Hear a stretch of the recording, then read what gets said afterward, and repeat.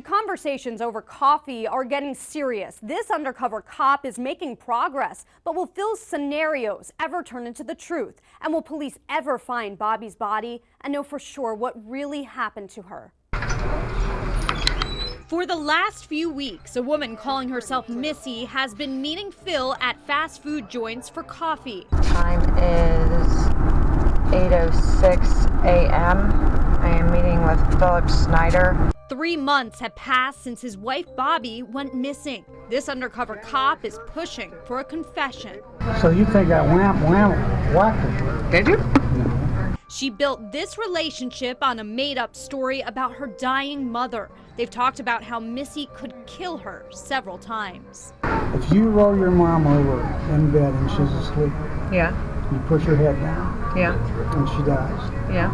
She smothers. They're playing cards at a table at Wendy's in Akron when Phil asks her this. You aren't working for the Hartsville police, are you? Are you kidding me? No.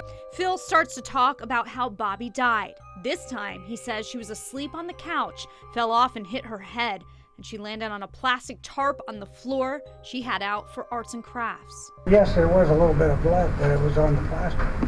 They didn't find. And then the lamp had, this is scenario.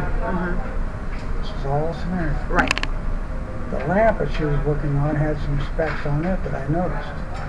You got rid of the And I lamp. said, oh, He tells her police searched his truck, but they didn't find anything because he put Bobby's body in a plastic container. I put it in there, and the plywood that was in the back of the truck, I put it in there. That's the reason the dog didn't find it.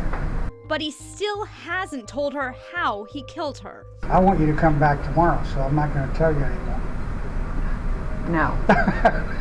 The next day, they meet at McDonald's in Brimfield. Over a card game, Phil says he'll move to Cincinnati to be with Missy. Then this. Say there's a marriage of convenience. Then somebody gets $900 a month. interesting. Bizarre. It's just an idea. That $900 a month? The money Phil says she'll get from his pension. Missy says she can't continue seeing him unless he tells her the truth. It works. I had had enough. I had enough. It was a pretty good argument the night before, Yeah. but I didn't kill her. Actually, I kind of did. Yeah, kinda. Kind of. Yeah. After 45 minutes of talking, her hidden camera dies. Luckily, she has an audio backup. Did you feel any guilt? In a way, kind of. But I didn't tell anybody anything. Phil tells her Bobby was asleep and he placed a cotton cloth over her face. Can you imagine a hammer this big and this big around? Like a mallet? Yeah, 2 pounds. Okay. Just scenario. Right. Say I bonked her in the head Right. and her tongue came out. Just scenario. Right. And I put a bag over her head. Then he put Bobby's body in a plastic container. He says there wasn't a lot of blood, but some drops got on a lampshade and a pillow. He bagged those up and dumped the evidence on the drive to Tennessee. And I put it in a Rubbermaid, just scenario, Right. container. And put it in the back of the truck.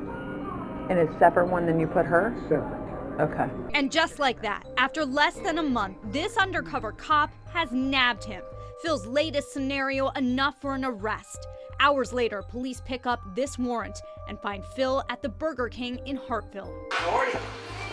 Coming up on Hunky Dory. Peachy Keen. The chief tells him he's under arrest. Step up. You're kidding.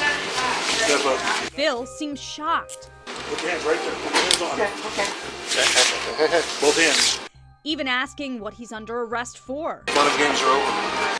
His belongings go into a fast food bag, and he's off to the police station. All right, Phil. You have the right to remain silent. Anything you say can and will be used against you in court. Phil asked to make his phone call, unknowingly to the person who put him here to begin with, Missy, the undercover cop. Why do you want your phone so bad? I want to call, so I was supposed to meet someone at 5. I can't meet. You're not going to meet anybody at 5. Look. Next, the search is on for the murder weapon. Police search the apartment Phil moved into after Bobby's death. They find several hammers in the former carpenter's basement. Well, I mean, that could be him, I suppose, but that really doesn't fit the description.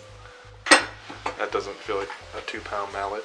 Police never wind up finding the murder weapon. But Phil Snider is behind bars for good, sentenced to 20 years to life in prison.